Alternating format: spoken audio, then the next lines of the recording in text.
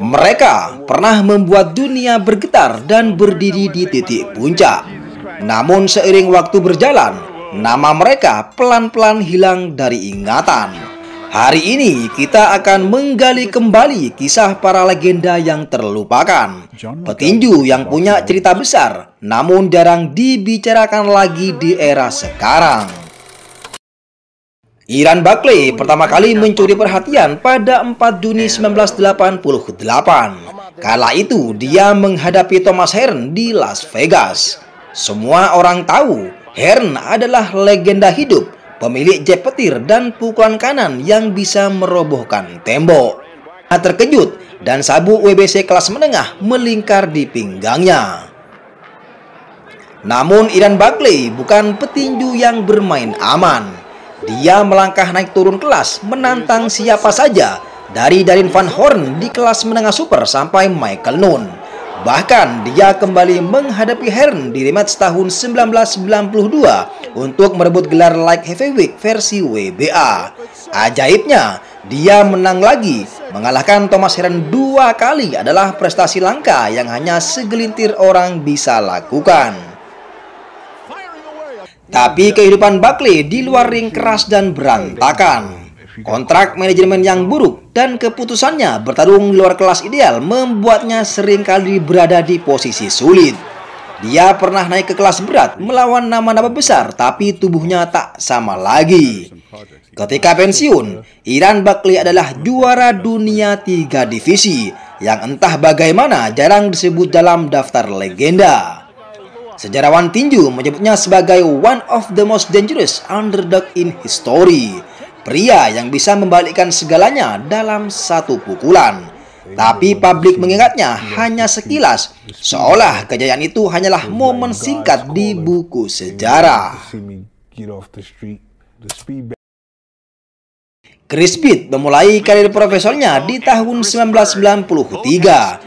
Kesempatan emas itu datang pada 1 April tahun 2000 ketika dia menjadi pengganti dadakan melawan Vitali Klitschko untuk gelar WBO.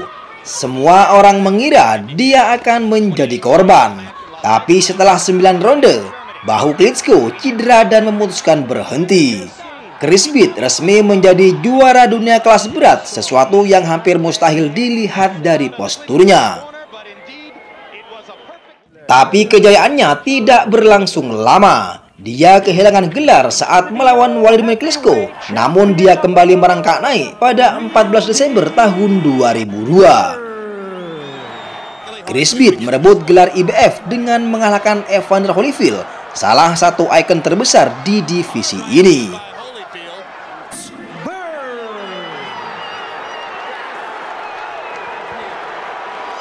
Kekuatan Chris Speed bukan pada KO spektakuler, tapi pada membuat lawan frustasi. Dia bergerak, mengelak, memotong sudut, dan membuat pukulan lawan melayang sia-sia.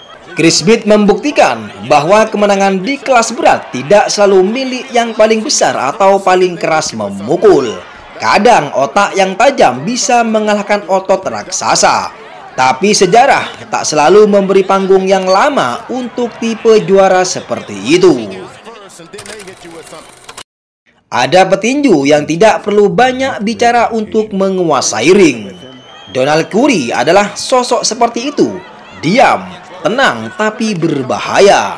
Setiap pukulannya keluar seperti jarum racun cepat, tepat, dan membuat lawan tak sadar bahwa mereka sudah dalam bahaya. Julukannya, The Lone Star Cobra, bukan sekedar hiasan, itu adalah peringatan. Perjalanannya menuju sabuk dunia dimulai pada 13 Februari tahun 1983. Kala itu dia menghadapi petinju Korea Selatan Jun Suk Hwang untuk gelar WBA welter yang kosong. Donald Curry menguasai pertarungan dari awal, mematahkan setiap upaya agresi dari sang lawan, dan dia menang angka mutlak setelah 15 ronde. Dari malam itu, lahirlah juara dunia baru berusia 21 tahun, salah satu yang termuda di divisi tersebut. Tidak puas hanya dengan satu gelar, Curry menumpuk prestasi. dia mematahkan sabuknya melawan penantang-penantang tangguh, lalu merebut gelar IBF dan WBC. Puncak kejayaannya datang pada 6 Desember 1985 ketika dia menghabisi Milton McCrory hanya dalam 2 ronde. Pertunjukan eksekusi sempurna yang membuat dunia mengira dia akan menjadi penguasa panjang di divisi ini. Namun segalanya berubah pada 27 September tahun 1986. Dalam pertarungan melawan Legend Honegan, Curry tampil tanpa kilau biasanya. Tangannya tidak secepat dulu. Di ronde ke-6, sudutnya mengibarkan handuk dan mahkotanya hilang. Donald Curry memang bangkit kembali, merebut gelar WBC Super Welter pada tahun 1988. Tapi aura tak tersentuhnya tak pernah kembali lagi. Karirnya terus berjalan, tapi sorotan media sudah berpindah. Donald Curry adalah kisah tentang betapa tipisnya jarak antara kejayaan dan kejatuhan. Dari singgasana tak terbantahkan, menjadi juara yang nyaris terlupakan. Julukannya The Beast bukan promosi kosong. Dari Kampala, Uganda, dia datang membawa insting liar yang terbentuk di jalanan dan diasah di dalam ring. John Mugabe memulai karir profesionalnya pada 1980 dan selama 5 tahun pertama semua korbannya tumbang. Rekornya membengkak menjadi 25 kali, semuanya diraih KO dan TKO. Tidak ada yang selamat dari pukulannya. Itu membawa ke 10 Maret 1986, malam yang menjadi ujian seumur hidup. Kala itu adalah perebutan gelar WBC kelas menengah melawan Marvin Hagler. Banyak yang mengira Mugabe akan terhenti cepat. Tapi kenyataannya, Mugabe memaksa Hagler ke duel brutal hingga di putaran ke-11 sebelum akhirnya roboh. Kekalahan itu tidak mematahkan mentalnya, justru menegaskan bahwa dia bisa berdiri sejajar dengan monster terbesar era itu. 3 tahun kemudian, pada 4 Maret 1989, dia kembali ke puncak. Mugabe merebut gelar WBC menengah ringan dengan menghentikan Rene Jacquet di ronde pertama. Tapi masa kejayaannya sangat singkat. Gaya bertarungnya yang all out membuat tubuhnya tepat terkuras. Dia kehilangan gelar dalam pertahanan pertama, lalu karirnya mulai merosot.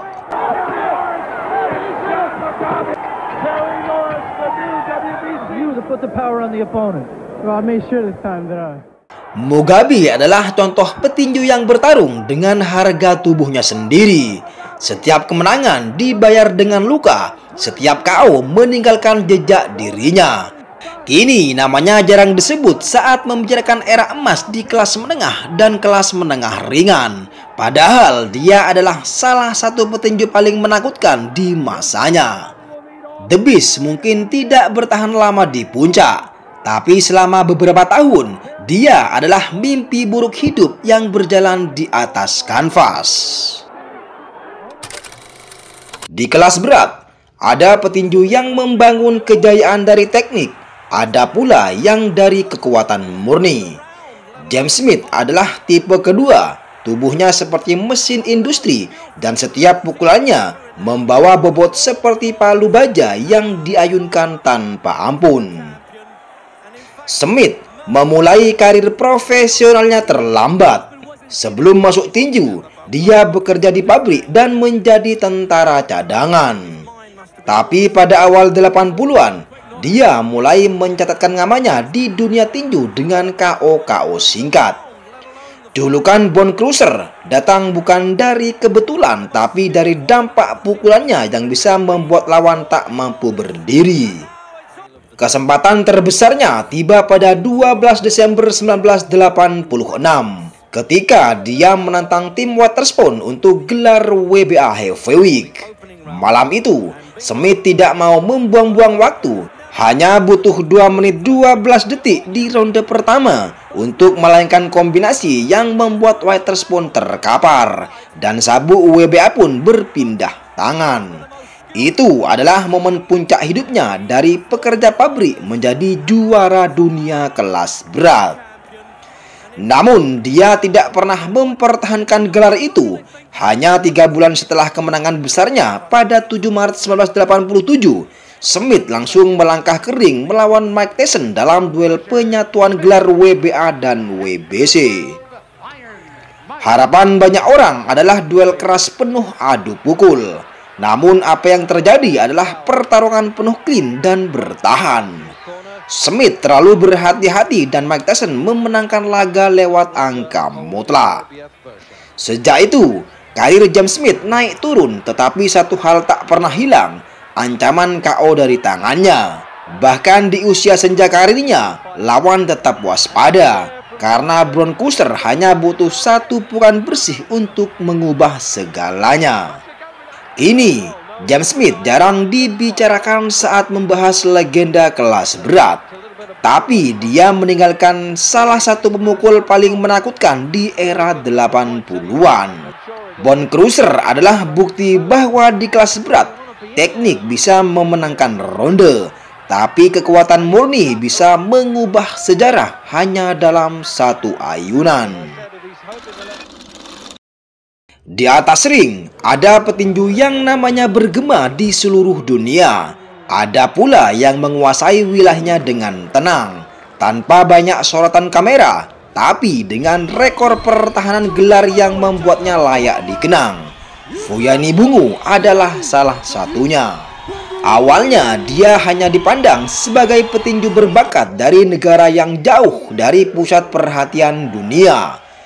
Tapi Bungu punya satu hal yang membedakannya, kesabaran luar biasa dan kemampuan membaca lawan secepat kilatan mata. Kesempatan emasnya datang pada 20 Agustus 1994. Saat itu dia menantang Kennedy McKinney untuk sabu IBF Super Bantamweight. McKinney adalah juara Olimpiade, petinju dengan teknik bersih dan reputasi mentereng di Amerika. Banyak yang mengira Bungu hanya akan menjadi korban pertahanan gelar.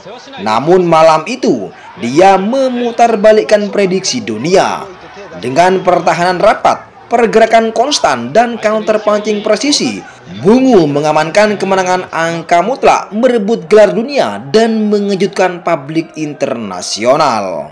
Yang membuat Bungu istimewa bukan hanya kemenangan itu, tapi apa yang terjadi setelahnya. Dia mempertahankan sabuknya 13 kali berturut-turut, sebuah pencapaian langka di divisi kecil, dari tahun 1994 hingga tahun 1999. Pada 11 Maret 2000, dia mengambil langkah berani, naik kelas untuk menantang sang juara featherweight legendaris, Naseem Hamed. Malam itu di London, perbedaan kekuatan fisik terlihat jelas. Bungu bertarung penuh keberanian, tapi dihentikan pada ronde keempat. Meski kalah, dia tetap dikenang sebagai petinju yang berani keluar dari zona nyaman demi membuktikan diri. Fuyani Bungu pensiun pada tahun 2005 dengan rekor 39 kali kemenangan, 19 kali diraih KO, dan hanya 5 kali kekalahan. Dia mungkin tidak pernah menjadi bintang global seperti Hamed atau Morales, tapi di Afrika Selatan, dia berdiri sejajar dengan para ikon olahraga negeri itu. Ada petinju yang menang karena pukulan keras. Ada pula yang menang karena kecepatannya, tapi Michael Nunn menang karena lawan bahkan tidak tahu dari mana pukulan itu datang. Lahir di Davenport, Iowa, Michael Seconto Nunn memulai karir profesional pada 1984.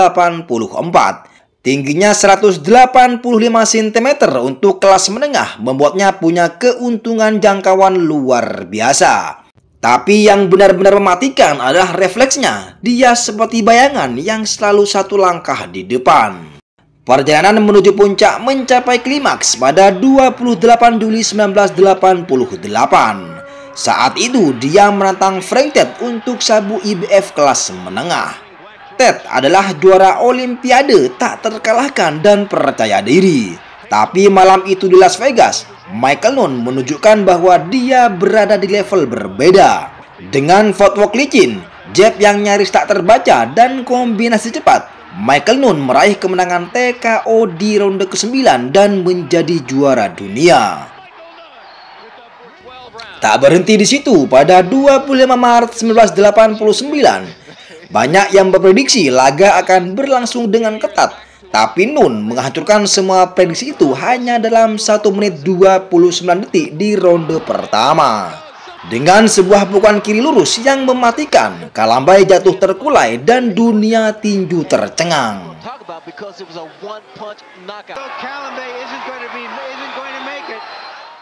Tapi pada 10 Mei 1991 di kampung halamannya sendiri, dia mengalami kejutan besar saat bertemu dengan James Toney, underdog yang datang dengan reputasi keras kepala. James Toney berhasil memukulnya KO di ronde ke-11. Kekalahan itu merenggut sabuk IBF middleweight miliknya.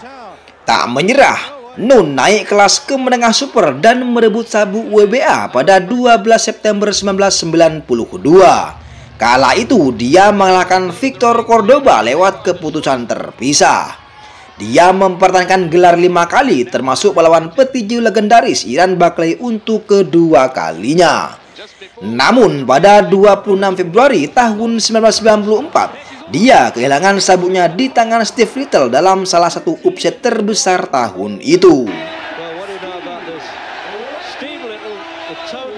Karir Michael Nunn kemudian menurun. Pada 2002, hidupnya berubah drastis ketika dia dijatuhi hukuman penjara karena kasus narkotika. Dia dibebaskan pada tahun 2019 membawa cerita tentang seorang petinju yang pernah berada di puncak dunia, namun juga menjadi pelajaran tentang bagaimana keputusan di luar ring bisa mengubah segala-galanya.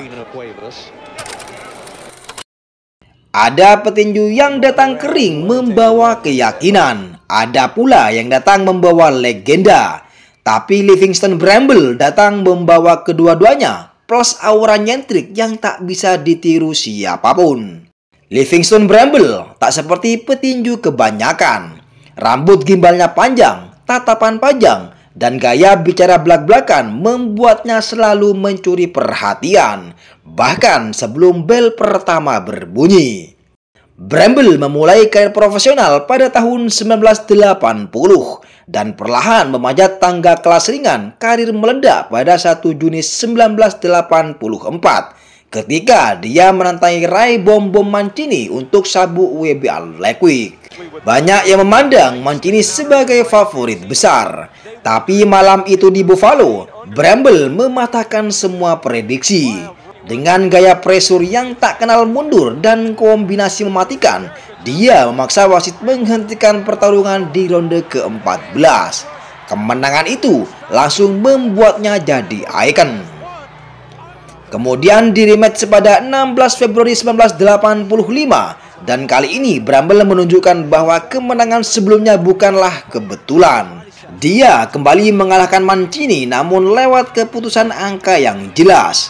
Bramble mempertahankan gelarnya dengan rasa percaya diri yang semakin besar. Namun puncak kejayaannya berakhir pada 26 September 1986. Kala itu dia bertemu dengan Edwin Rosario dalam duel yang sangat singkat namun brutal. Rosario menjatuhkan Bramble di ronde kedua, merampas sabuknya dan mengakhiri masa pemerintahannya. Kekalahan itu menjadi titik balik yang sulit untuk dibalikkan. Meski tak pernah kembali menjadi juara, Bramble tetap menjadi lawan yang berbahaya. Bagi banyak penggemar, Livingston Bramble adalah presentasi petinju era 80-an hingga 90-an yang tak hanya bertarung di ring, namun juga membangun identitas yang kuat di luar ring. Rambut gimbal, kepribadian unik, dan gaya bertarung tanpa kompromi menjadikannya salah satu karakter paling ikonik dalam sejarah kelas ringan.